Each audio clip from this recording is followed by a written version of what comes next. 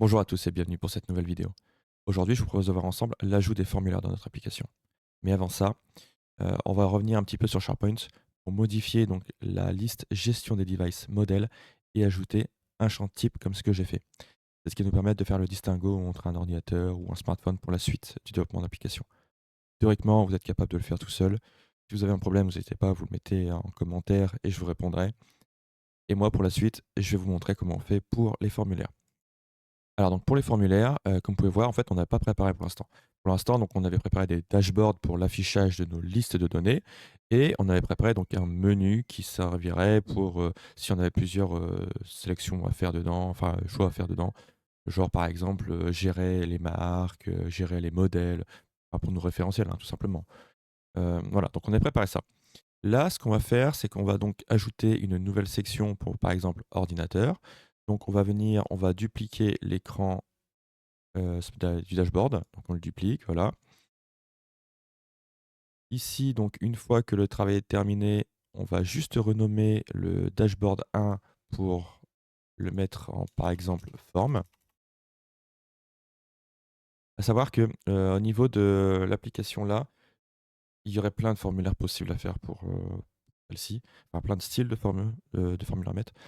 Je vais vous en montrer, 2, peut-être même un petit bonus, un troisième pour, si vous n'avez pas le temps, si vous avez un peu la flemme de le faire tout à la main.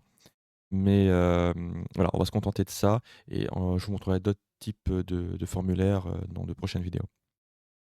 Donc pour le premier formulaire ici, ça va être un formulaire, relativement simple puisque au final, ce qu'on va faire, ça limite on va laisser bon, on verra peut-être pour plus tard pour ça. Ce qu'on va faire, c'est qu'on va donc poser des champs qu'on aura fait à la main avant. Alors, donc là-dessus, on risque d'en faire plusieurs. Donc comme je l'expliquais dans une précédente vidéo, ce qu'on pourrait faire, c'est qu'on pourrait tout simplement donc préparer nos champs.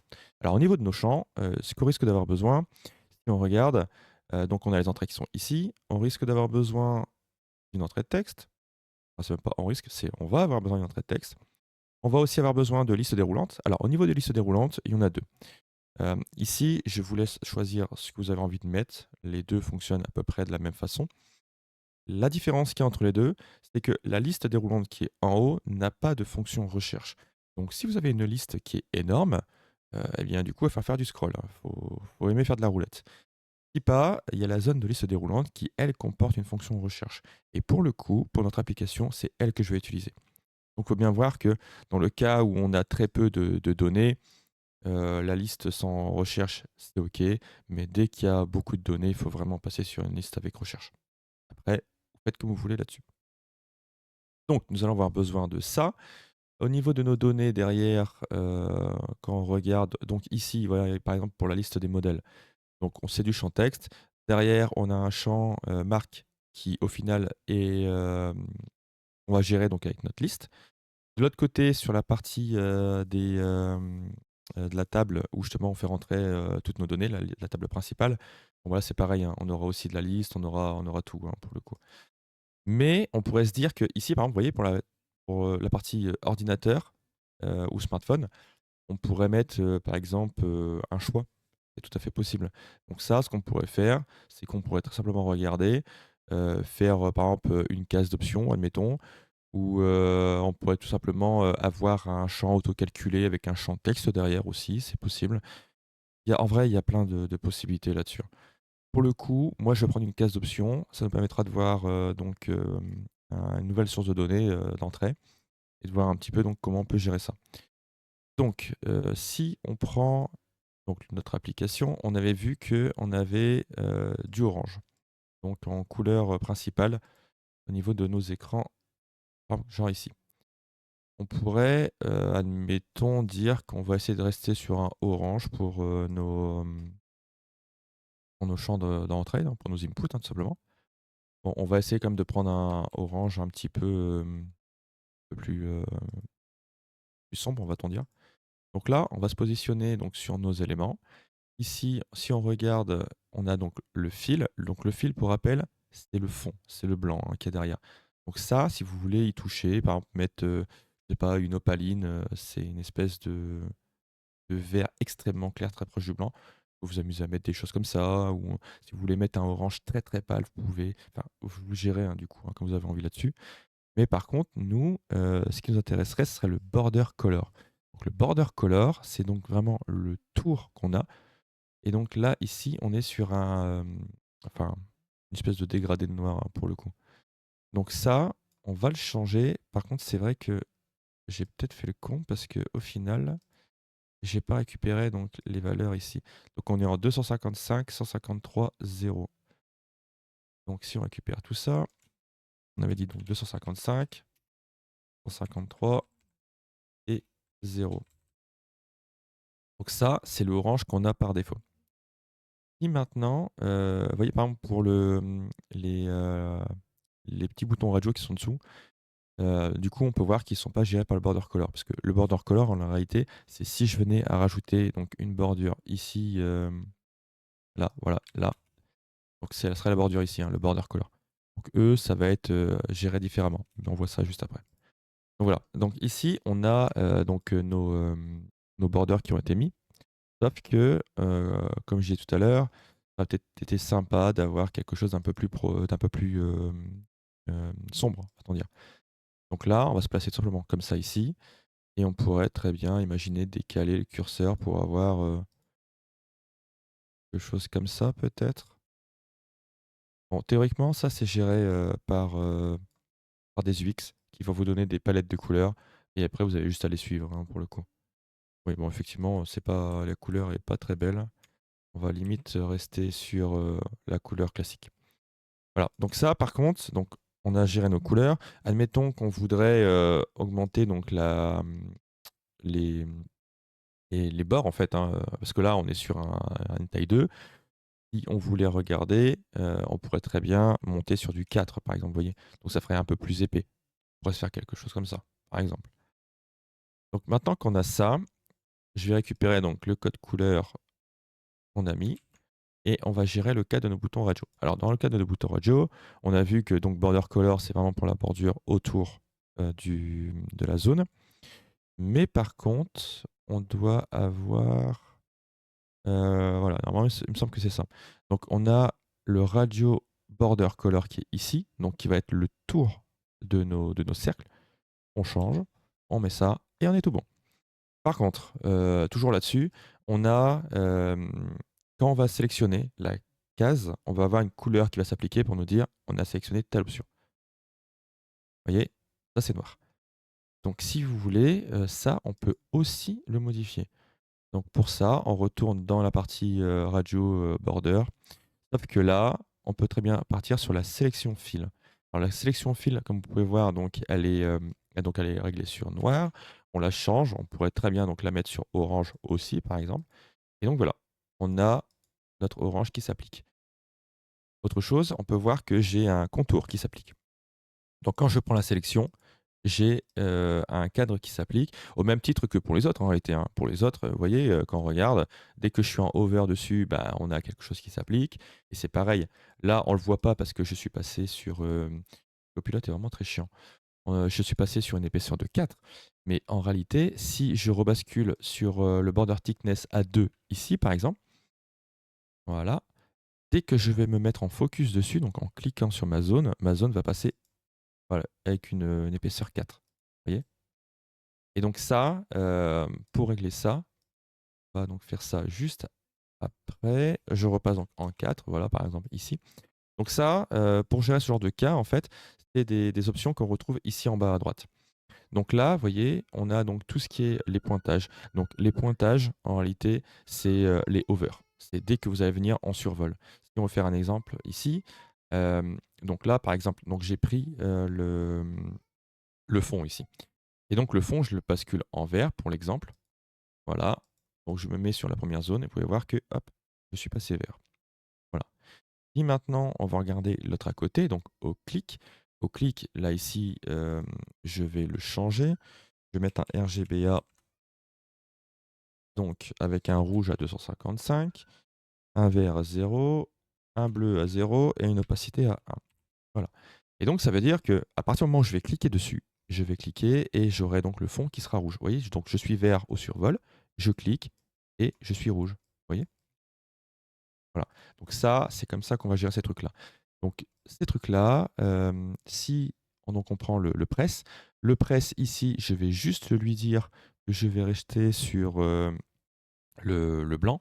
Donc on pourrait très bien imaginer le passer donc comme ça.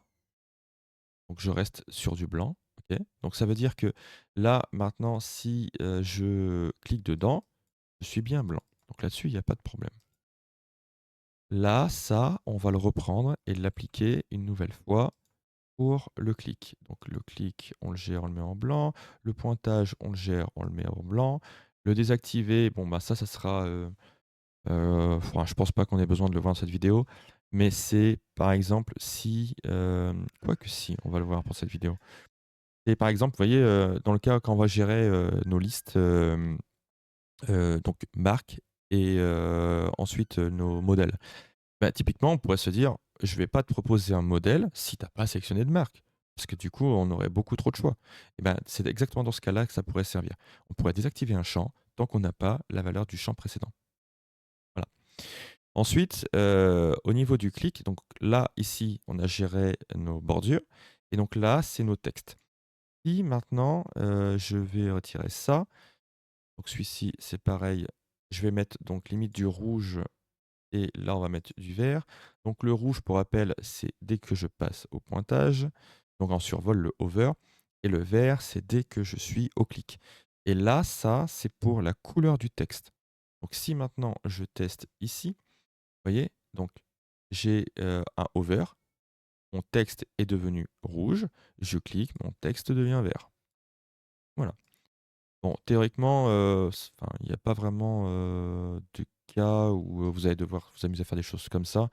Ça peut arriver de temps en temps, pour mettre quelque chose en évidence, mais en général, on le fait pas. Donc ici, je rebascule tout en noir. Voilà. Là, pour le désactiver, c'est une espèce de gris, donc on peut dire que c'est OK là-dessus. On peut le laisser. Donc ça veut dire que là, ici, j'ai plus qu'un changement de couleur qui s'applique sur le hover. Dès que je clique, vous voyez, il y a rien qui se passe. Donc il n'y a plus que le hover à gérer. Alors le hover, le pointage, il est ici, donc on a la couleur là. Et donc j'ai pas pris, la couleur ici, qui était donc le border color. Ça, c'est plus la même border color. Je vais peut-être changer à un moment donné. Ouais. Encore qu'il est pas mal en vrai pour le coup, hein. Ça fait un peu plus sombre. OK. Donc on est sur du 240, 144. Et donc ici, au pointage, on est là, 240. Il me semble que c'était 144 que j'avais dit derrière et 0. Il me semble que c'était ça. Oui, c'était ça. Donc ça veut dire que maintenant, si on regarde notre champ, vous voyez, il ne se passe plus rien. On est tout bon. Si vous voulez rajouter un petit effet au niveau des bordures, pour vraiment montrer à l'utilisateur qu'il a cliqué quelque part, bon bah là, donc vous pouvez changer le border thickness, on peut l'éditer et le modifier ici. Là-dessus, il n'y a pas de problème. Maintenant, vous voyez, il y a le entrée de texte. Alors le entrée de texte, c'est pas un texte shadow, c'est vraiment un texte physique, une valeur dure.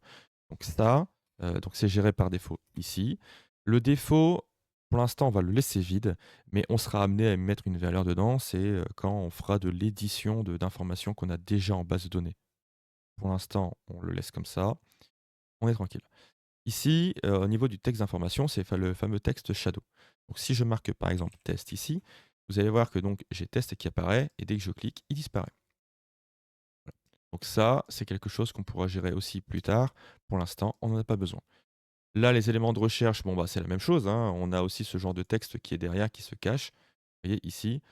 Pour l'instant, on ne va pas s'occuper de ce truc-là pour une raison toute bête, c'est qu'on est en train de préparer des inputs pour nos futurs formulaires.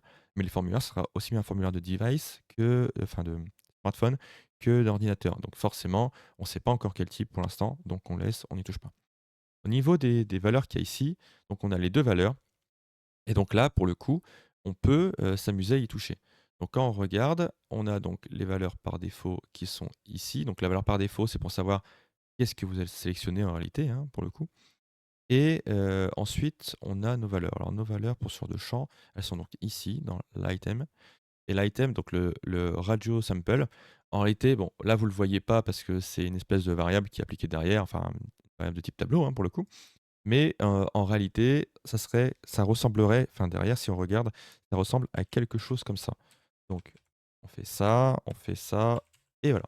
Et donc on a le même rendu. Donc la variable en réalité ressemble à ça. Donc maintenant, nous, si on voudrait avoir donc un oui/non, par exemple, on pourrait très bien avoir quelque chose comme ça. Le oui/non ici. Bon, évidemment, nous, ce qui nous intéresserait plutôt, ça serait, un truc, du style, ordinateur et smartphone, par exemple. Donc on pourrait très bien mettre, un smartphone et à côté un ordinateur. Voilà. Donc à partir de ça, on va pouvoir donc s'amuser à sélectionner, la chose. À savoir que, est-ce que vraiment c'est intéressant de proposer ce genre d'input à un utilisateur à partir du moment où notre formulaire ne sera pas générique? La réponse est évidemment non. Donc ça veut dire que ce truc-là, il sera présent dans nos formulaires de façon cachée et que nous allons l'auto-remplir en fonction de comment l'utilisateur, se déplace dans l'application. S'il est sur la partie smartphone, on dira que ce sera un smartphone ici et inversement pour une tablette. Honnêtement, on pourrait très bien faire un formulaire générique, ce serait pas le problème. Mais si on fait ça, ça sera enfin, vous aurez pas l'occasion de voir plusieurs styles de formulaire et c'est pour ça que je le ferai pas, que je vais en faire plusieurs et que je vais vous montrer comment on gère le cas. Maintenant, vous voulez le rendre le formulaire générique, vous aurez tous les éléments dans les formulaires que je vais vous présenter pour le faire vous-même. Pour la création de nos formulaires, maintenant, nous allons nous rendre dans la partie ordinateur-forme et nous allons y ajouter nos champs. Alors pour commencer, ce qu'on va faire, c'est qu'on va limite, se créer une petite zone, vous savez, pour, montrer que c'est à cet endroit-là où on va avoir du contenu. Alors, si on regarde, vous avez plusieurs options. À l'époque, on n'avait, pas les conteneurs. Donc à l'époque, si on voulait faire un truc, vous savez, pour montrer qu'on a un fond, on utilisait soit les boutons, soit on utilisait des rectangles. Le problème, c'est que le rectangle, en fait, quand on regarde, il a les angles qui sont à 90 et ça, on ne peut pas le modifier.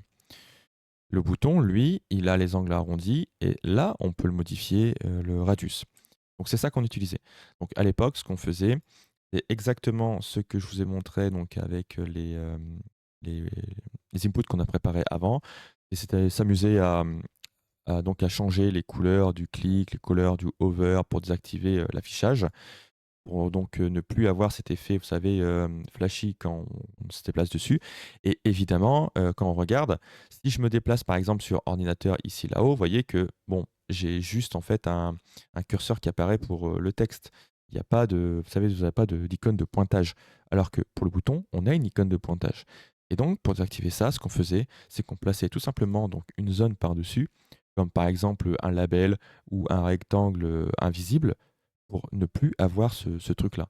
Donc par exemple, si on prenait donc notre rectangle ici, on le plaçait au-dessus, comme ça. Alors évidemment, la chose à pas faire, c'est de cliquer sur le invisible ici, puisque si on le fait, vous voyez, j'ai toujours l'icône, de pointage qui apparaît.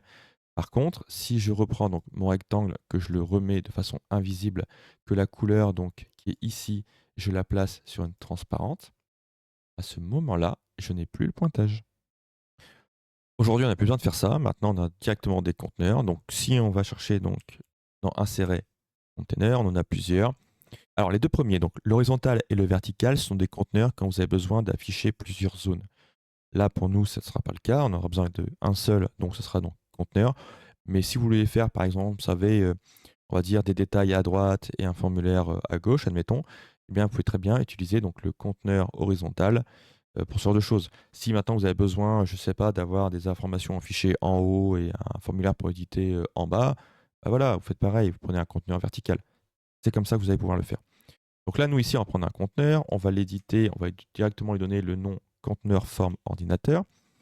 Je vais venir donc le déplacer dans la page. On va lui mettre une largeur de 1000, histoire d'avoir de la place. Et à côté de ça, ce qu'on va faire, c'est qu'on va venir le centrer.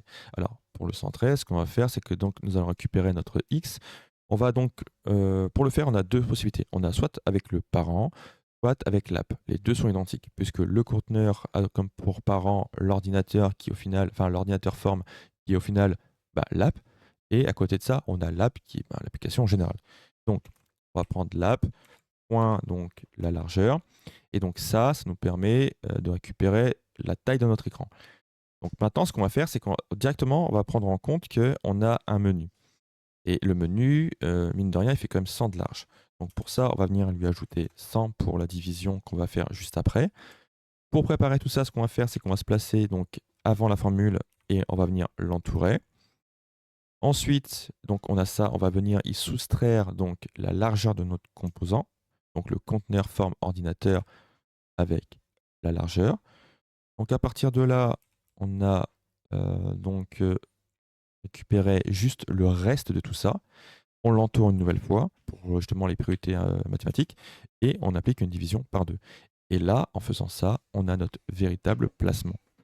On peut faire exactement la même chose si vous avez envie avec le Y. C'est tout à fait possible. Je vous laisse d'ailleurs le faire vous-même, voir un petit peu si vous avez tout compris. Maintenant qu'on a géré le cas de notre conteneur, on va pouvoir y ajouter les inputs. Donc pour commencer, on va aller dans le screen 1 récupérer l'input de saisie de texte, CTRL-C dessus. Ensuite, on retourne sur la partie ordinateur et là, on a donc notre conteneur. Et comme vous voyez, en fait, si je fais directement le CTRL-V dedans, en étant sélectionné, mon input se place directement dans le conteneur. Ce qui veut dire qu'il ne peut plus sortir, comme vous pouvez voir, hein. Par contre, si je ne suis pas en sélection dessus et que je place l'input, l'input est en champ libre. Nous, ce qui nous intéresse, c'est évidemment de l'avoir dans le conteneur. Pensez bien à sélectionner le conteneur avant. Donc ce premier input, lui, va servir pour la partie désignation. Donc derrière, on pourrait donc toujours sélectionner le conteneur et ajouter un label qu'on n'a pas préparé avant. Donc, en vrai, on n'aura pas besoin de faire un truc bling bling. Donc on peut directement le mettre. Donc on place une étiquette de texte ici. Alors pour le truc, on pourrait par exemple dire que ça sera un demi-gras. Une écriture, on pourrait regarder peut-être pour une écriture 14, voilà par exemple. Et ici, donc on va passer sur désignation. Voilà. Évidemment, on peut peut-être réduire encore un peu parce que ça faisait peut-être un petit peu agressif, hein, pour le coup 14. Bref, donc du coup, on a notre première partie qui est faite. Sauf que vous voyez, le label, par exemple, il s'est placé en dehors du champ. J'y ai pas fait attention, il me semblait être dedans, j'y étais pas, il est dehors. Donc CTRL-C dessus, je rentre dedans et CTRL-V. Et là, on est tout bon. Voilà, donc maintenant qu'on a ça, donc on va le déplacer sur le côté. On va maintenant regarder pour la partie localisation. Donc pour localisation, on n'a pas de valeur par défaut, on n'a pas de liste derrière, on n'a rien de tout ça. C'est une simple zone de saisie de texte. Donc je récupère désignation avec l'input qui est associé, petit CTRL-C dessus, petit CTRL-V, et on va récupérer tous nos deux champs. Alors là, pour le coup, ce qui serait aussi intéressant de faire avant d'aller plus loin, c'est de modifier le nom de nos inputs et de nos labels. Donc là, pour le coup, on serait sur un input form ordinateur. Et à côté de ça, on pourrait y mettre donc la valeur, à savoir désignation. Pour le label, au final, on peut faire la même chose. Donc on lui donne le même nom. La seule différence qu'il y a, c'est que le text input au début, on le modifie et on y met label. Pour la partie en dessous, on avait dit qu'on serait donc sur localisation. Donc évidemment, on va recommencer. Donc désignation, on retire et on met bien localisation. Au bout de la chaîne, on a là encore une fois text input et donc on modifie ça et on met label. Voilà. Pour le champ de saisie en dessous, on modifie le nom aussi et on y place encore une fois localisation. Au moins comme ça, on nomme directement nos champs, ça évitera de s'y perdre par la suite. Donc ça, c'est les deux premières valeurs qu'on a récupérées. Maintenant, on aurait la partie utilisateur. Alors la partie utilisateur, celle-ci pour le coup, elle va être assez sympa à faire. En plus de ça, je ne vous l'ai pas présenté avant, donc ce sera l'occasion de voir ça en live. Donc, on va d'abord récupérer une zone de saisie, enfin de recherche avec une saisie de texte. Donc ici, on y place notre liste. Pour l'instant, la liste, je m'en occupe pas. On verra ça un peu plus tard. Voilà.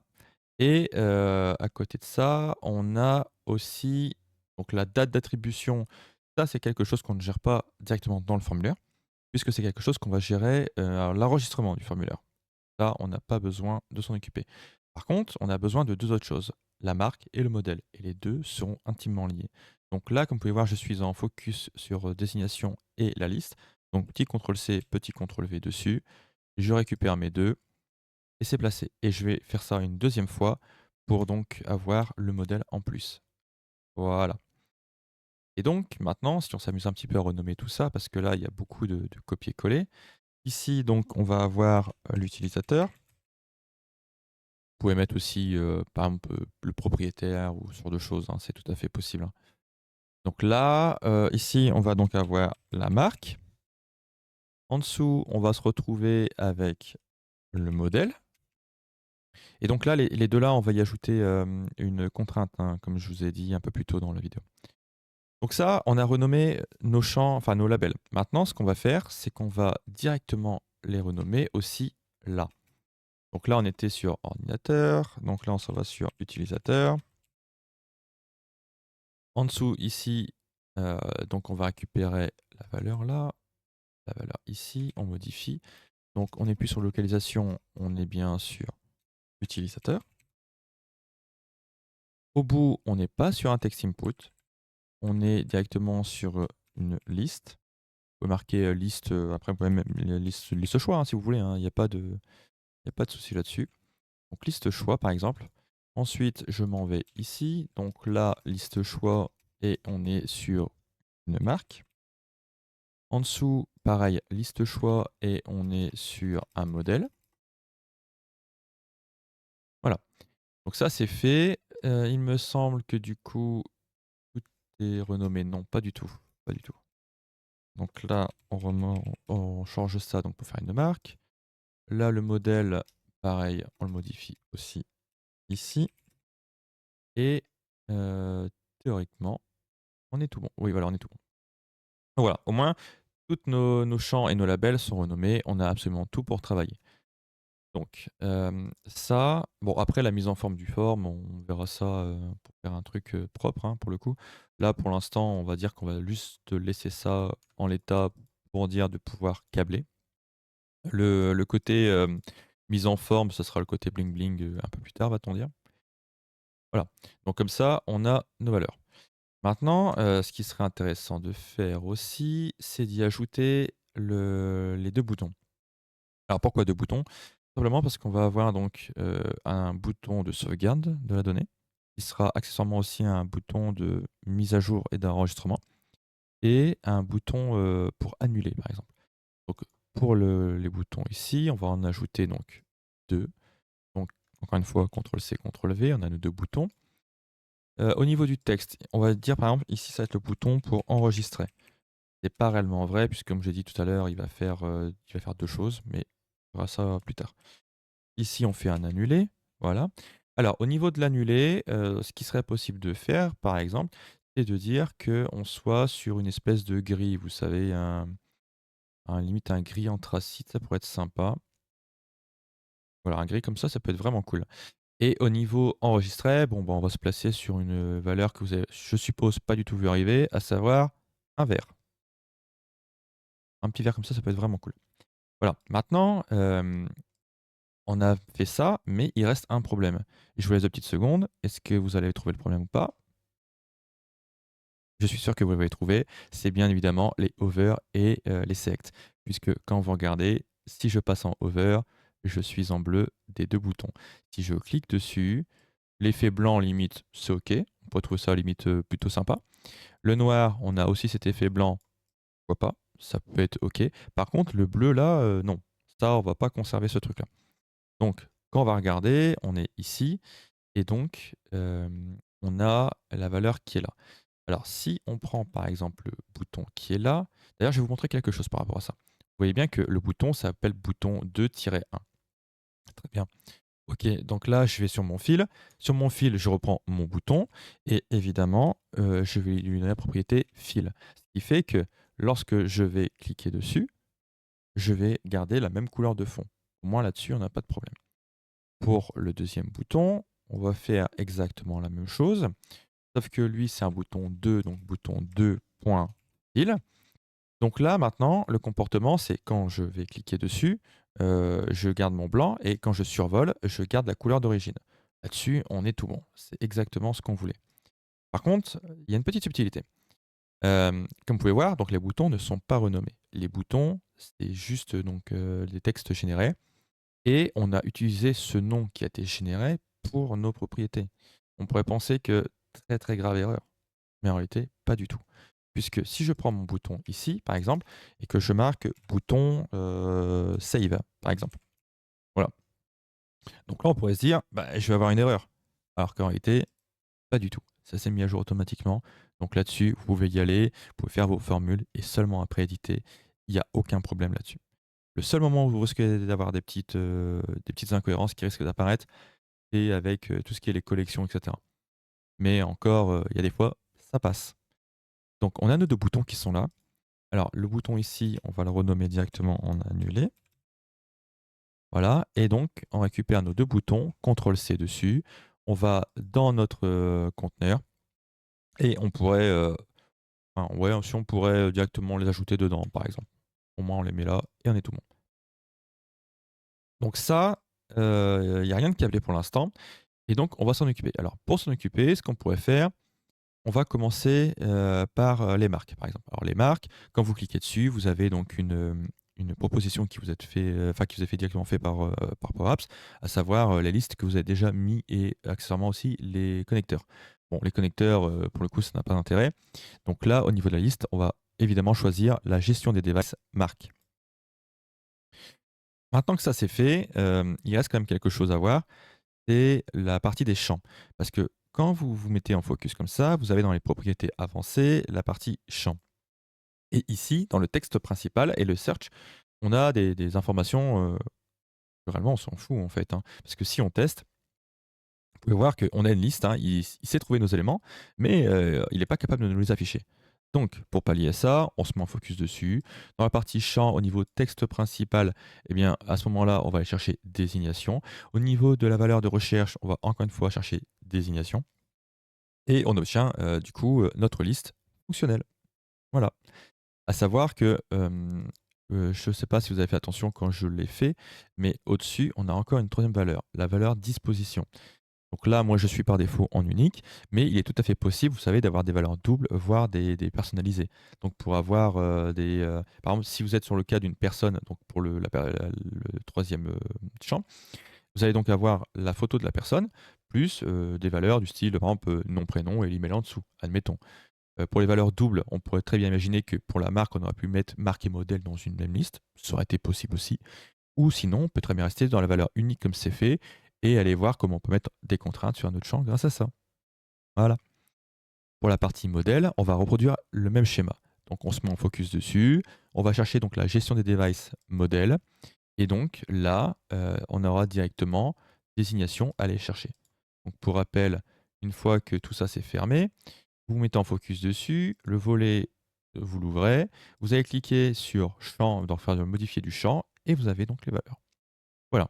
Et donc à partir de là, si on regarde, donc j'ai mes marques, j'ai tous mes modèles, mais il reste quand même quelque chose qui ne va pas, c'est que en fait, j'ai pas le choix en fonction de ce que j'ai rentré dans la marque. Si je prends par exemple Apple ici, au niveau des modèles, bah, j'ai des MacBooks qui me sont proposés, j'ai des Surface, donc bon, ça va pas trop tout ça. Et donc, on aimerait avoir que les modèles Apple. Si on regarde la liste, par exemple, donc là, je suis sur les modèles, j'ai bien donc la partie marque qui est directement affichée. Et donc, on va pouvoir se servir de ça. Ce sera l'occasion d'implémenter une nouvelle fonction que vous ne connaissez pas encore, à savoir filter. Donc, filter, petit aparté d'ailleurs là-dessus, filter fait partie des. Enfin, il y a plusieurs fonctions comme ça de recherche, tout ce qui va être les search, les lookups, les filters, etc. Sur des fonctions qui vous permettent de récupérer des données je dirais de façon différente. Par exemple, filter, c'est une liste, un jeu de données que vous allez récupérer. Ce qu'on va faire là, c'est l'intérêt. On a besoin d'avoir tous les modèles. Si j'avais lookup, je ne récupérais par exemple que le premier modèle. Et donc voilà, il y a des petites particularités comme ça, mais ça, on les verra ensemble au fur et à mesure. Donc là, on va partir sur filter pour récupérer le jeu de données. Filter prend un paramètre et entre guillemets une suite logique. Donc pour filter, évidemment, le premier paramètre, c'est la gestion des devices modèles. Donc ça, on est OK. Ensuite, c'est la suite logique. Et en fait, c'est un test, hein, c'est tout simplement une espèce de condition, vous savez. Et donc, quand on regarde bien là, on a bien marque qui est affichée. Donc, la chose à aller taper, c'est récupérer cette marque. On va récupérer donc le nom de notre liste de marques. D'ailleurs, pour le petit exemple, si donc là, je suis en sélection nulle part, hein, je vais venir insérer donc un label. Ça, c'est quelque chose que honnêtement, je pratique énormément dans mes applis pour toujours suivre les données que je fais lors du développement. C'est un truc, je vous conseille de le faire. Après, une fois que vous avez terminé, vous pouvez retirer vos champs ou les mettre en invisible pour une espèce de debug, c'est comme vous voulez. Donc j'ai, mon label qui est affiché ici. Je vais lui donner le nom de, ma zone liste marque. Ensuite, je vais venir me placer en select, enfin en selected et derrière, j'ai accès à toutes mes valeurs et donc là, ce qui m'intéresse, c'est désignation et d'ailleurs, ça me fait penser à quelque chose, petit aparté. Sur la partie des listes qu'il y a ici, dans les parties paramètres avancés, vous allez retrouver, par exemple, quelque chose, donc is searchable, pour savoir donc est-ce qu'il y a une zone de recherche ou pas. Dans la liste que je vous ai montrée avant où il n'y en avait pas, ce paramètre n'existe pas. Ça veut dire que les listes de recherche que nous avons là, on peut les transformer sans recherche, mais on peut leur rajouter le recherche quand on veut. Là-dessus, il n'y a aucun problème. Par contre, du coup, le petit aparté, c'est parce qu'on a ça, la sélection multiple. Et donc ça, par défaut, je vous conseille fortement de le désactiver. Dans le cas de notre application, ça ne va pas nous être utile. Ça risque plus de causer des problèmes qu'autre chose. Donc par défaut, on le place sur false. Voilà. Au niveau des items, comme vous pouvez voir, on a une petite croix rouge qui est apparue, une petite erreur, tout simplement parce qu'on s'est mis en sélection sur 3 listes qui ont chacun une source de données qui est différente et du coup l'application ne comprend plus. C'est juste ça le rouge. Si vous lâchez le truc, il n'y a plus de problème.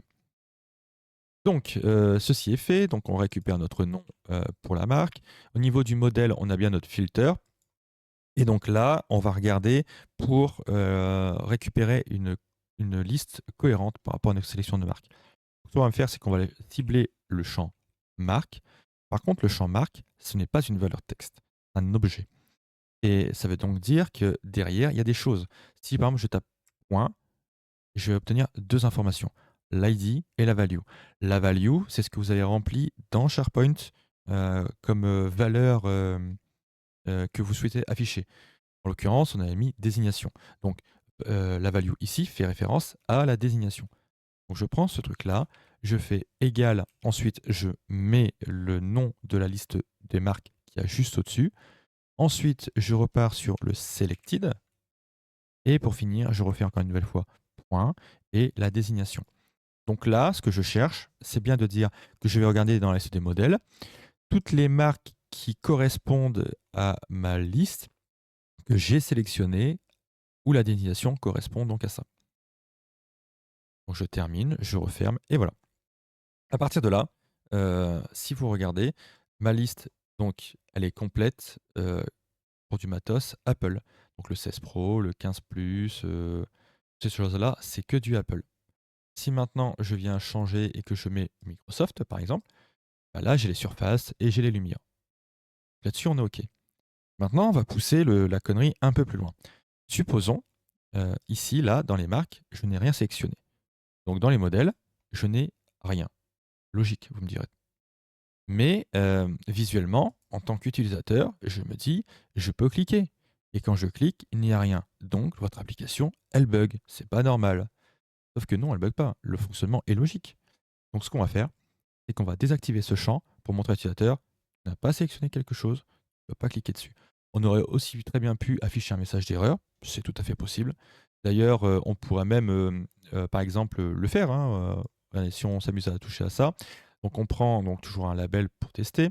On va se taper, d'ailleurs, oui, j'avais laissé mon label de l'autre côté en plus, moi. Oui, c'est juste qu'il est vide, simplement. J'ai pas de valeur dedans, quoi. Voilà, donc je laisse mon label là pour le côté. Voilà, donc ce que je vais faire, c'est que je récupère bien ma liste ici. Et ce que je vais faire, donc je fais ça, je fais .le selected. Et on va utiliser donc une nouvelle fonction qu'on appelle isBlank. Donc pour savoir est-ce que c'est vide ou pas. Donc si je fais isBlank avec donc la sélection, il me dit bien oui. Maintenant, si je fais isBlank et que je sélectionne donc Microsoft, il me dit que ce n'est plus vide. Si je retire Microsoft, je suis de nouveau vide. Très bien. Donc, si on voulait afficher un message d'erreur, on se dirait naïvement, je prends bon, mon label n'est pas dans le conteneur, hein, pour le coup, je le sais très bien. Voilà, c'est pas une incohérence, c'est juste que, il y a pas besoin, pour le coup, c'est une démonstration. Donc là, on va prendre le label, on va l'étirer un petit peu et mettre un message d'erreur pour dire, par exemple, erreur. Voilà, donc ça, c'est fait. Et c'est OK là-dessus. Et donc maintenant, on va vouloir afficher ce message d'erreur, par exemple, si l'utilisateur clique dans modèle alors qu'il n'y a aucune marque sélectionnée. Donc naturellement, on pourrait se dire qu'on récupère donc le isBlank, on va venir dans le erreur, on va venir dans le partie visible. La partie visible, c'est un booléen, ça tombe bien, la valeur isBlank me retourne un booléen, donc je lui passe directement le isBlank. Ce qui veut dire que du coup, erreur est affichée parce que je n'ai pas de modèle. Si je prends Microsoft, je n'ai plus d'erreur puisque j'ai bien une valeur, donc je peux récupérer ma liste ici. Mais si je retire ça, hein, au final, j'ai erreur qui apparaît. Ça veut dire que dès que vous allez arriver sur le composant, enfin sur la page, vous avez une erreur qui est affichée. Est-ce que c'est logique? Absolument pas. Donc, on va changer ça. Pour changer ça, ce qu'on pourrait faire, on se met donc sur la partie ordinateur forme. Sur ordinateur forme, on va aller dans la partie avancée. On va directement taper sur le onVisible et on va donc créer une variable locale pour justement créer ce truc. Donc, on va faire un update contexte où justement on va du coup lui donner une variable pour dire est-ce que ça a été cliqué. Donc isClick par exemple, on va l'appeler. Donc le isClick. Derrière, on va lui dire que ça sera non. Donc le isClick est créé. Donc le isClick pour info, c'est quand il est visible. Donc là, c'est-à-dire que si donc j'ai créé la variable, si maintenant je me décide par exemple à lancer mon application, isClick n'existe toujours pas. L'écran est visible depuis tout à l'heure, il n'est pas devenu visible. Et ça, il faut bien faire la différence. Donc si je change d'écran et que je reviens là-dessus, on est tout bon, la variable existe, elle a été créée, GG, on est trop fort. C'est ce qui va se passer pour quand l'utilisateur va naviguer. Donc maintenant, on va prendre notre message d'erreur. Donc on a bien le isBlank qui nous renvoie un booléen et on va lui ajouter avant le isClick. Et on va mettre deux esperluettes, à savoir donc les et logiques, pour chaîner les deux informations. Donc là, ce que ça nous dit, c'est qu'il faut, pour que ce soit visible, deux informations. Il nous faut que l'utilisateur a cliqué dessus, donc ça devienne vrai, et ensuite que nous avons donc une liste qui est vide. Sauf que maintenant, si en tant qu'utilisateur, je clique dans ma liste, vous voyez, il n'y a rien. Normal, on n'a pas géré le cas du clic. Donc, on récupère le isClick qu'on a créé juste avant avec l'update context. On va se mettre sur le modèle, et sur le unChange, on va venir y ajouter notre variable isClick en update context, sauf que nous passons la valeur false à true. Ce qui veut dire que là, j'ai mon modèle, et dès que je clique dessus, hop, j'ai déjà édité ma variable. D'ailleurs, il y a un petit souci de ce côté-là, et je ne l'ai pas mis correctement. Oui, je l'ai mis sur le unChange, pardon. Je fais n'importe quoi. Donc sur le unChange, on le retire, on le met bien sur la sélection, pardon. Et donc là, ça veut dire que quand je clique, hop, j'ai mon message d'erreur. C'est comme ça qu'on peut faire pour gérer un cas de message d'erreur. Mais là, on pourrait se dire, bah ouais, j'affiche un message d'erreur, mais à côté de ça, le message va rester en permanence. Non, puisque quand vous changez d'ordre d'écran, évidemment, tout se reset. Si maintenant, vous avez un cas où ce message d'erreur est apparu, par exemple, voilà, j'ai ici donc un message qui est apparu. On veut gérer le cas pour faire disparaître le message quand ça devient OK. Donc tout simplement, on reprend ici notre valeur isClick en update context. On va venir se placer sur la marque, et sur la marque, on va dire que quand la valeur change, on passe le isClick à false, simplement. Donc si on teste en pratique, j'ai cliqué naïvement sur mon modèle pensant que j'allais pouvoir le faire, je ne peux pas le faire, très bien.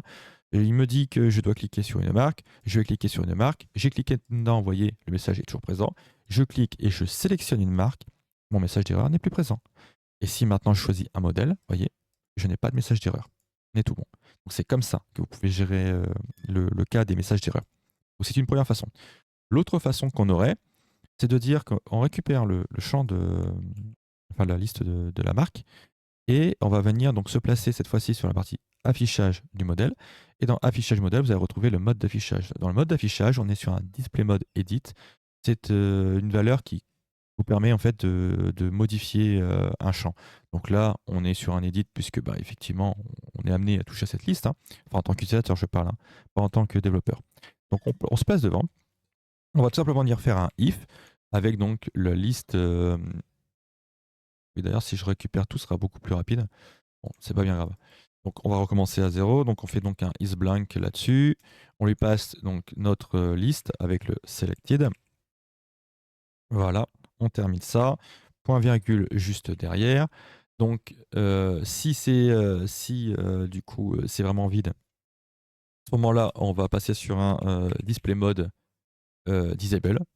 Si ça ne l'est pas, point virgule, on arrive sur un edit.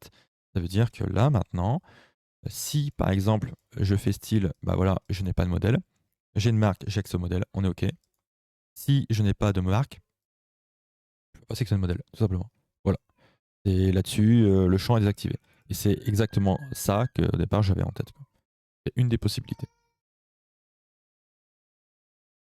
Alors maintenant, si on regarde pour la partie utilisateur, donc on n'a pas de liste à proprement parler d'utilisateurs qui seraient inscrits dans l'application qu'on pourrait donc désigner.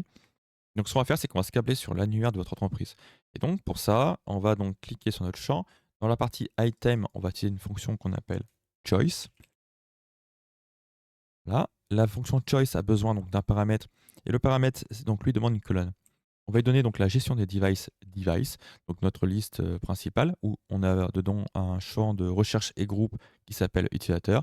Donc on fait gestion des device-device.utilisateur et on ferme la fonction choice. Et à partir de là, c'est fait. Par contre, on a le champ à modifier. Le champ, on est sur le claim. Après, bon, ça dépend de votre groupe, comment il a, enfin de votre entreprise, comment elle a paramétré l'annuaire hein, pour le coup. Peut-être que vous aurez des noms de champs qui seront différents, peut-être que non. Moi, dans tous les cas, je me place en display name. Et c'est là où je vais justement retrouver, comme j'ai dit dans une précédente vidéo, tout ce qui est nom, prénom, le service, enfin tous ces trucs-là, c'est concaténé dedans. Et donc là maintenant, si je me place ici et que je décide de taper par exemple Nicolas, vous voyez, on va directement avoir donc des Nicolas qui vont apparaître. Évidemment, vous doutez bien que là, le carré blanc derrière, il y a des personnes. C'est juste que ben, vous comprendrez que je ne peux pas vous montrer ce genre d'informations. Mais voilà, au moins vous verrez de votre côté, ça fonctionne. Et là-dessus, on est tout bon. Donc là, notre formulaire, eh bien, il est prêt en fait. Il est OK, on peut directement l'utiliser. Donc maintenant, si on voulait donc enregistrer notre formulaire, on va faire comme ce qu'on a vu dans une précédente vidéo où on crée des formulaires à la main. Donc là, on va venir se placer sur enregistrer, l'unselect, on déplie et on va marquer patch. Voilà. Donc ici, vous pouvez voir que vous avez donc les valeurs qui vous sont affichées en haut, l'enregistrement, la modification et les données. Ça, c'est pour le petit rappel quand vous venez faire plusieurs patchs avec des if pour dire de conditionner l'enregistrement et la modification. Donc là, nous, l'enregistrement, donc ça va être sur gestion des device, point virgule au bout, ne pas oublier. La modification, bah, pour le coup, on n'a pas besoin d'aller sur un default, donc on va directement taper sur l'objet. Donc on déclare notre objet et on ferme surtout notre patch. Voilà. Et donc ici, quand on regarde, on va avoir donc en premier lieu le statut. Lui, le statut, pour l'instant, on ne va pas le gérer. On verra ça juste après. Ensuite, on va avoir donc la désignation. La désignation, pareil, on voit ça juste après. On va retrouver la localisation. La même chose. Ensuite, on a la partie utilisateur. Utilisateur, là, on va mettre un false limite pour l'instant. Voilà. La partie date d'attribution, bon bah ça, on va pouvoir aussi le faire, date d'attribution. Limite, ça, on peut le mettre tout de suite. Donc, on pourrait mettre un today's. Voilà, un virgule. Ensuite, on a donc la marque qui va être donc là en false. On a le modèle, pareil, en false. Si vous demandez pourquoi je mets enfin, des valeurs random depuis tout à l'heure, c'est simplement parce qu'en fait, on va récupérer le nom des champs. Et donc, du coup, c'est par rapport à ça. Donc ça, on est OK. Et donc, si maintenant on prend la désignation, donc la désignation, on récupère notre nom de champ, on détend, on donc remplace ça et on met texte à la fin. Ensuite, on va prendre j'ai laissé 2 fois, désignation, je suis en train de voir depuis tout à l'heure? Ah ouais? C'était pour la localisation ici. OK. Oui, c'est j'ai juste pas modifié, très bien. OK. Donc ça, la localisation, je récupère une nouvelle fois. On retourne dans le patch, ici, et on met le texte. On pourrait limite récupérer donc l'utilisateur qui est là. Combo box, limite search utilisateur.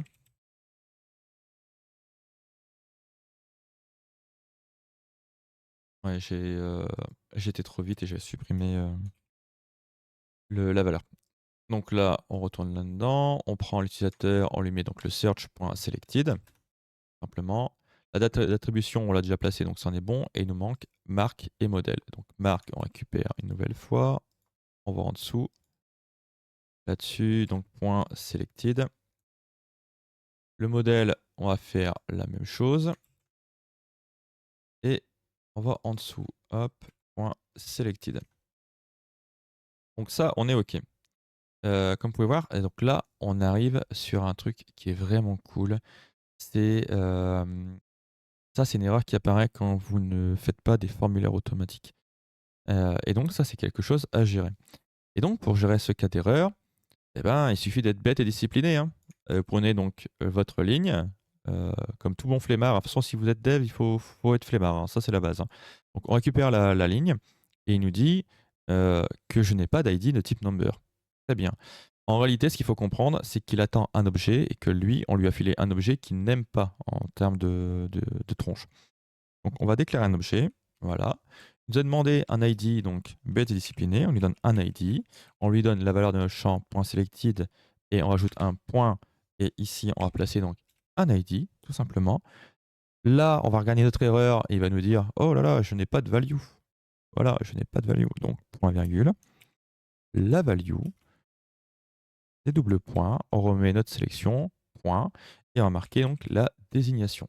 Voilà, et donc à partir d'ici, on n'a plus le problème qui est mis. Donc au-dessus, bah, on a exactement la même chose, hein, donc on va reprendre ce truc-là, sauf que là, on va remplacer les champs. N'oubliez pas, la flémingite doit être puissante en vous si vous voulez vraiment partir dans le dev.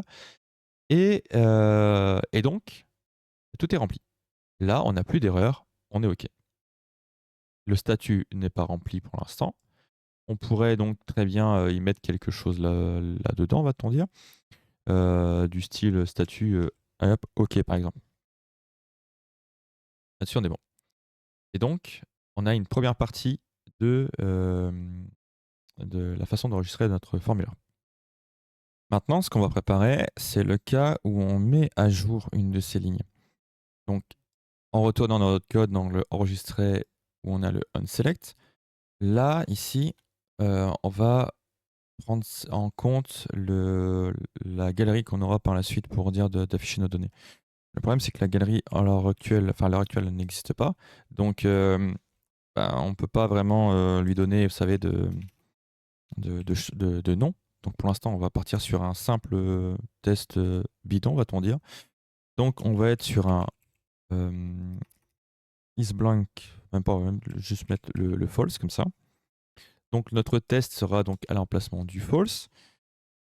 Derrière, on va donc retrouver une première zone où on va venir donc faire notre enregistrement. Et ensuite, on va retrouver donc une seconde zone où on va faire notre mise à jour. Et du coup, ça veut dire que le false, je vais plutôt le remplacer par un true pour l'instant. Voilà, donc on fait ça et on ferme notre if. Donc là, maintenant, si je reprends le patch et que je le mets donc dans les mises à jour, puisque là, au final, c'est un patch de mise à jour. Ce qui va me manquer au bout, c'est évidemment la valeur ID qui est ici. Donc l'ID, pour l'instant, je lui mets un 0 parce que, bah, encore une fois, on n'a pas la galerie, donc on ne peut pas avoir l'ID pour l'instant. Donc ça, on le laisse en l'état. Et on a la partie enregistrement. Donc la partie enregistrement, on recolle notre patch. Sauf que là, pas besoin d'ID, c'est autogénéré.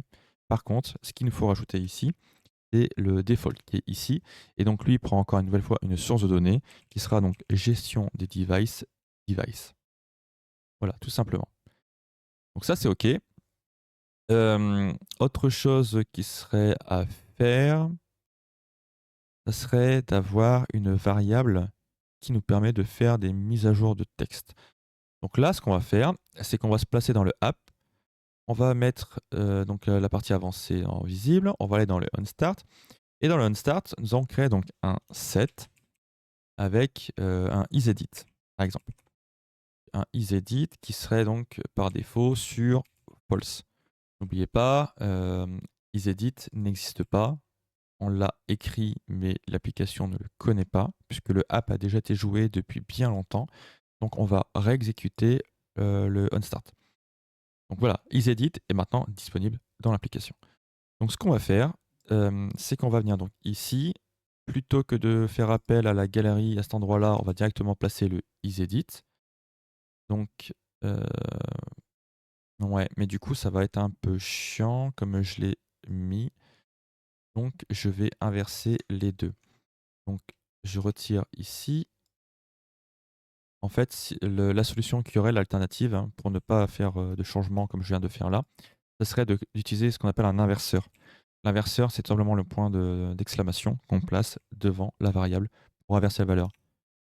Et comme si je disais, par exemple, dis-moi si tu vas changer de voiture aujourd'hui.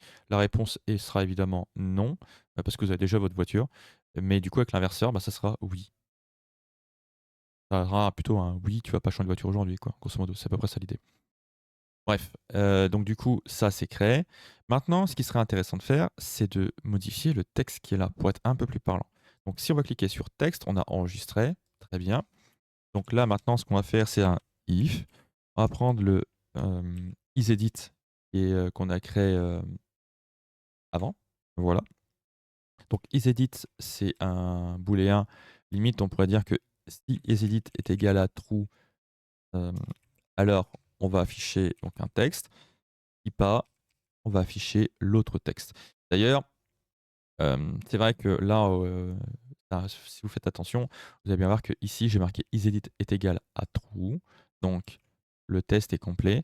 Et de l'autre côté, j'ai pris un raccourci en ne le mettant pas, puisque isEdit renvoie un booléen et ça ne vaut que pour les booléens. Enfin, dès qu'il y a une valeur booléenne de cette histoire-là, le if va directement regarder la valeur. C'est comme si je venais marquer par exemple false ou même true. Voilà, ça équivaut à faire ça, hein. Mais il est vrai que si vous débutez et que vous voulez être sûr de ne pas vous perdre, c'est peut-être mieux de marquer isEdit égal à true. Au moins, vous savez que c'est le test logique. Voilà. Et c'est aussi ça qui peut servir de faire un inverseur, hein, puisque si vous faites isEdit égal false, bon bah voilà. Vous voyez, donc vous avez ce genre de choses-là. Donc ça, c'est OK. Donc ça veut dire que maintenant, quand on fera des mises à jour, le texte changera ici. On est content. Par contre, il faut penser à bien aller dans texte et lui mettre ici. Donc, mettre à jour, par exemple. Voilà. Le bouton risque, enfin, non, c'est pas il risque, c'est le bouton ne sera pas assez large. Donc, ce qui est possible aussi de faire, c'est de conditionner la largeur pour avoir un bouton un peu plus large en faisant attention au X ou Y. Si pas, vous pouvez très bien juste augmenter un petit peu la taille. Et théoriquement, ça devrait suffire. On devrait être bon à peu près. Donc là, si on regarde pour entrer nos données, par exemple, il va se passer quelque chose et ça pourrait être intéressant de le tester. Donc pour la désignation, on va juste lui mettre la valeur test. La localisation, on va dire qu'on est placé dans le bureau 5, admettons. La marque, on va dire qu'on va placer donc un Lenovo et qu'on va prendre oui, par exemple, le K12, allez, admettons. Quoique non, parce que pour le coup, d'ailleurs, c'est vrai qu'il y a le K12 me fait penser à un souci qu'on va avoir. et oh quoique, on peut laisser en K12. Le petit souci, je vais vous expliquer quoi juste après. Donc là, je vais me sélectionner et ensuite voilà, donc là on peut faire enregistrer. Donc le souci qui va se passer, ici, voilà, j'ai cliqué sur enregistrer, voilà. Donc là, je vous le dis, on a une valeur qui est enregistrée en base de données. Je regarde notre base de données, donc je fais un petit F5, voilà. Donc j'ai même cliqué, 2 fois sur, mon bouton. Heu, ouais, pour le coup, voilà. Donc ça, c'est aussi un des soucis qu'on a, hein, pour le coup, où il va falloir qu'on gère ce cas-là pour dire qu'on ne puisse pas, faire ce que je viens de faire, à savoir, cliquer, sur le bouton plusieurs fois. Donc là, vous voyez, il y a toutes les valeurs qui arrivent, hein. Donc là, ça y va dur, dur, hein, cette histoire. Mais bref. En fait, le souci que j'avais en tête, quand j'ai bloqué sur le K12, c'est tout simplement parce qu'on a la colonne type ordinateur ou smartphone. Et là, on est dans la partie ordinateur. Donc ça veut dire qu'ici, on n'a pas conditionné la chose. On n'a pas, pris le temps de regarder ce truc-là. Donc si on se place sur la source de données, donc on nous dit bien qu'il nous faut donc, on va filtrer la gestion des devices pour que la marque soit égale à la marque qu'on a sélectionnée ici. Très bien. Mais ce qu'on voudrait aussi, c'est, donc lui rajouter un end et donc quand on regarde notre liste, on a donc un type. Donc le type, on va le prendre. Donc le end comme ça, il n'aime pas trop, c'est vrai qu'il lui préfère dans ce style-là. Quoique après le end, vous pouvez très bien aussi mettre, le double superluette, hein, le est logique, hein, ça passe aussi très bien. Comme vous pouvez voir, en fait, avant, le end et après avec les superluettes, vous avez, si vous faites attention, une espèce de petite vaguelette, jaune en dessous. Ça, c'est une alerte de délégation et donc ça, c'est quelque chose que je vous apprendrai à gérer un peu plus tard puisque mine de rien, c'est quand même un sujet sérieux dans les Power Apps et et ça demande, limite une vidéo à part entière, hein, pour vraiment apprendre à le gérer. Là, ça risque d'être beaucoup trop long. Donc pour l'instant, on fait style qu'on n'a rien vu. Limite, vous pouvez mettre les mains devant les yeux si vous voulez, vous l'avez pas vu et on en discutera un peu plus tard. Donc on va prendre le type. Donc le type, pour rappel, c'est une zone de saisie de texte, donc là-dessus, il y a pas de problème. Et donc on va simplement lui faire un égal et donc là, on est placé sur la partie ordinateur, donc ordinateur. Faites bien attention ici à l'écriture, j'ai bien mis donc un O majuscule et tout le reste en minuscule et donc c'est ce que j'ai fait ici. Si vous le faites pas, si vous faites une erreur, par exemple, le R à la fin, je le mets donc en majuscule. Ce qui se passe, c'est que je n'ai rien dans ma liste. Tout simplement parce que, ben, il y a rien qui a ce type-là. Alors que si je le place en R minuscule, on est tout bon. On a donc notre liste qui va s'afficher correctement. Là, encore une fois, comme vous pouvez voir, la partie liste est blanche, tout simplement parce que champ c'est reset. Donc on va repasser en désignation, désignation. Voilà. Et donc je récupère mes informations. Donc là, ce ne sont que des ordinateurs. Ça veut aussi dire que, derrière, les listes peuvent être gérées en amont. On peut très bien s'amuser à gérer les listes dans le Unvisible pour récupérer directement tout ce qui touche aux ordinateurs ou aux smartphones et utiliser ces listes ici. C'est possible aussi. Ça consomme peut-être un peu plus de ressources, encore que, mais voilà, c'est une des possibilités qu'il y a. Le encore que, c'est tout simplement parce que, heu, si, vous amusez à taper F12 et puis, aller cliquer sur l'onglet réseau, vous allez voir qu'à chaque fois que vous allez, donc changer des valeurs, vous aurez une requête qui part côté base de données pour, récupérer donc ces valeurs et donc c'est pour ça que le quoique, il est apparu dans ma phrase juste avant. Si vous récupérez votre collection intégrale directement en cache, vous allez travailler dessus. Donc vous allez avoir un gros appel réseau qui va partir pour tout récupérer et après on est tout bon. Si vous avez genre, on va dire, 100 entrées en base, c'est OK. Si vous avez 2 millions d'entrées en base, c'est pas du tout OK, hein. Il faut pas du tout le faire, hein, parce que là, vous allez éclater les performances de votre application. Voilà, c'était la petite aparté. Donc là, on a bien notre formulaire qui est câblé correctement. Donc ça, c'est OK. Mais maintenant, il faut gérer, ben, déjà de un le cas où je peux pas, cliquer comme un fou, hein, sur le bouton et ensuite, ce qui serait intéressant, c'est que, bah, tous ces champs se vident et donc pour, vider tous ces champs, si on prend l'exemple de test, donc on va récupérer, la désignation. On s'en va donc dans notre formulaire, pas dans notre formulaire, dans notre bouton, d'enregistrement de formulaire, dans la partie onSelect et tout en bas, donc là, vous voyez, on est dans le if, hein, ici. Oui, d'ailleurs, le double enregistrement, il était là, en fait. Donc j'avais pas cliqué comme un fou. Bref, Donc on est bien dans notre if ici. Alors par contre, chose qui va être à faire, donc là je mets un commentaire avec la valeur que j'avais ici.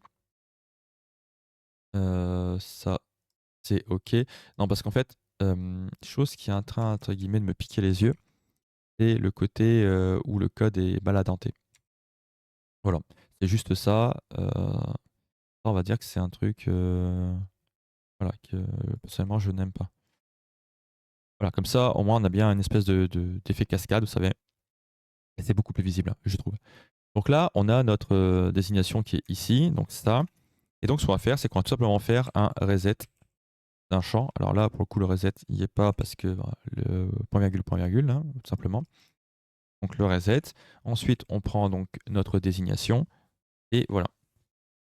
Dans certains cas, il faut préciser quel style de reset, vous savez. Par exemple, en plaçant un reset texte comme ça. Là, pour le coup, pour ce genre de champ, on n'en a pas besoin. Mais voilà, si jamais un jour vous avez le souci, sachez que c'est à cause de ça. Certains champs vont demander un peu plus de précision pour le reset. Donc là, on va récupérer donc, cette partie ci. Je vais la copier-coller comme ça. Je vais récupérer donc ma localisation. La localisation, je vais l'ajouter au reset. Très bien. La partie marque, je vais faire donc du coup la même chose. Voilà, comme ça ici. Ensuite, on va retrouver donc le modèle. Le modèle, c'est fait. Et il nous manquerait plus que l'utilisateur. Alors pour la partie utilisateur, donc on l'ajoute là. Et donc ici, il me semble de mémoire qu'on a donc le sélecteur ajouté ici. Même pas. Il me semblait. Bon, très bien. Donc du coup, nos champs sont mis en reset, ce qui veut dire qu'à partir de là, maintenant, si on vient donc à tenter un enregistrement, donc là on est sur le test 2 par exemple, donc dès qu'on fait un enregistrement ici, on a nos valeurs qui devraient théoriquement se reset. Et voilà. Et donc ça c'est fait. La vidéo commence à faire vraiment sacrément longue. Je pense que là, on a peut-être battu des records sur la chaîne. Du coup, je vais stopper là pour cette première partie. Dans la seconde partie, limite, je vais vous montrer un petit peu comment on peut gérer, par exemple, le cas du bouton pour désactiver totalement l'enregistrement si vous n'avez pas de valeur. Et à côté de ça, on regardera aussi pour le deuxième formulaire pour voir comment on va pouvoir faire un truc peut-être un peu plus bling bling que ce qu'on vient de faire actuellement. Allez, je vous dis à très bientôt pour la prochaine vidéo.